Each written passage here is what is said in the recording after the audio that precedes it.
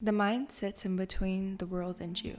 It interfaces your reality and runs specific background programs, unconscious and consciously. These ideas and programs that you are not aware of actually form and sculpt the world that you look at. Reality is a very specific dream, it seems, that we are all experiencing. The things that all of us are experiencing together is what we can constitute as real. When trying to change our minds permanently and for a definite time, people think our minds have difficulty with this. Our minds, after doing something new, by the very nature of new or different, are changed. What is the difficult part then is outlasting and properly integrating this change. This is why we create a set of habits to destroy others. For example, say you have the habit of overeating. To remedy this habit, keep checks and balances on it, you might take up the habit of working out a lot. You can only create other habits to neutralize and balance out other habits. The mind still understands the habits of your overeating, for example, and will be able to fall back into that rhythm.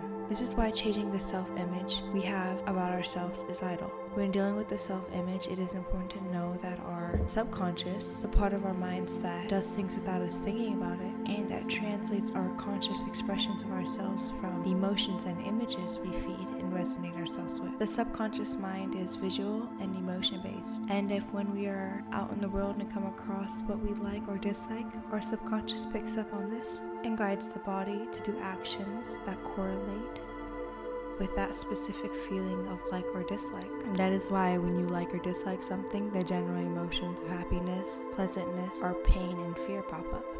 All in all, this is why when you start a new habit, it is extremely hard to keep it. It is not because you are lazy, but because there is already dominant existing habits that are in place, and they take precedent in the subconscious and it acts itself out in the conscious mind. When these failures to boot a new system occur, people oftentimes get mad and question whether or not they have the ability to actually create their own reality. Now, the reality of what I explain has a question with it. What do you really want? And is it so truly outside your subconscious efforts that you cannot manifest it into this reality? Sometimes the things we think we really want are just a fancy, and the things that we actually are destined to do, all the tools of success, of our true abilities and the potential we can reach already are within us. We know success is possible because we can see it, quantify it, and in general measure it. So really, any dream that you have is possible. It is a matter of getting your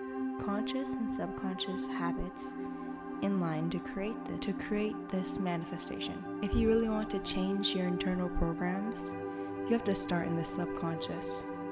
This is not such an easy thing to do because most of these things are done without the conscious mind thinking of it. The way you can spot these programs that should or shouldn't be in you is when you do something and a feeling is associated with it. It is that voice that says, why did I do that? Why am I doing this? Or even sometimes, I don't like that. When you hear these things, your brain almost pushes it to the side, and that is when you need to pay the most attention to it. These are direct thoughts, feelings, and visuals from your subconscious trying to bubble up and to guide you, but also to tell you what you truly like and don't like. Our subconscious is the underlying framework, and understanding what it wants and needs is an actual way to understand the real you and what you really want and need. So, when trying to make a conscious effort to change, you have to be aware of every response your mind is feeding to you, and consciously feed yourself images, emotions, and thoughts about your success for the new habit or knowledge you would like to have in you.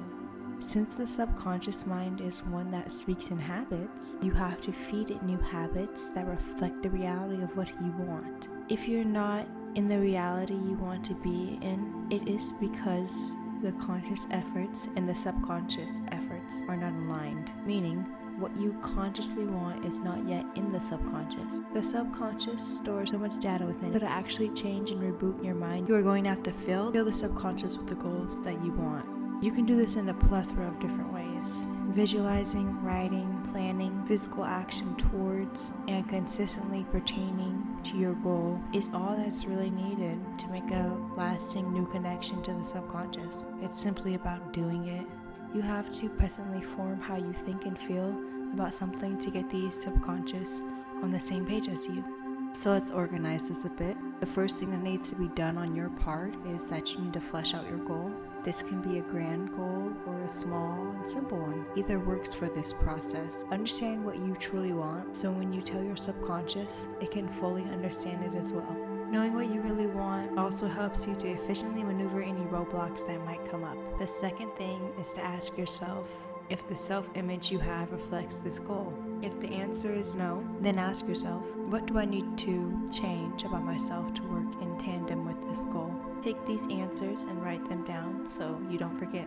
The third thing is make a plan. You need to have a plan for how you're going to go about this new reality. Making a simple schedule for yourself that's flexible enough to not cause you stress, but strict enough to actually get some work done. The fourth thing, and the hardest, is the consistency and dedication to this plan. This is where you are building a new habit to neutralize and eventually take over the programs of the subconscious. It is dependent on how much you really want this goal. You have to think it, feel it, and want it night and day. And it is through this subtle obsession that you are actually reprogramming your subconscious to act out these wishes without your constant attention. Once you have gone over this hump, it will feel like you are constantly moving towards and manifesting your goals. I hope you enjoyed this informative video. If you have any questions for me, please ask me in the comments below. If you liked this video or felt any inspiration from it, please leave a like and subscribe. Have a great rest of your day.